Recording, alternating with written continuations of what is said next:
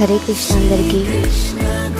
మహామేధావి అయిన వేదవ్యాసుడు ఎందుకిలా ధృతరాష్ట్ర ప్రసక్తి తెచ్చాడు?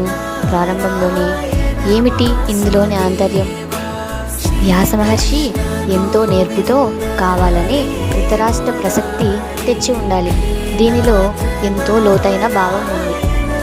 అసలు ధృతరాష్ట్రునికి ఆ పేరు పెట్టినవాడే వ్యాస మహర్షి.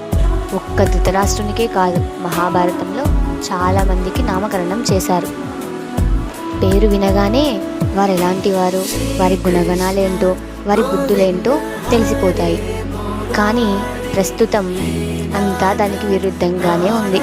సత్యనారాయణ అని పేరు పెడతాం, వాడు చచ్చినా నిజం చెప్పాడు. ఆనందరావు అంటాం, వాడు ఆవిరం తాగిన ముఖం పెట్టుకొని ఉంటాడు. అన్నపూర్ణ అంటాం, ఎంగిలి చేత్తో కాకిని కూడా తోలదు, పిల్లికి కూడా బిచ్చం పెట్టదు. శాంతాదేవి అని పెడతాం, ఎప్పుడూ అశాంతే. కానీ వ్యాసుడు చేసే నామకరణం అలా ఉండదు, చక్కగా అతికినట్టు సరిపోతుంది. ధృతరాష్ట్రుడు అంటే తనది కాని రాజ్యాన్ని గట్టిగా పట్టుకొని కూర్చున్నవాడు అని అర్థం. ఇక్కడ మహాభారతంలో కూడా ధృతరాష్ట్రుడు చేసింది అదే. మరింత డీటెయిల్గా నెక్స్ట్ వీడియోలో తెలుసుకుందాం. Until then Radhakrishna.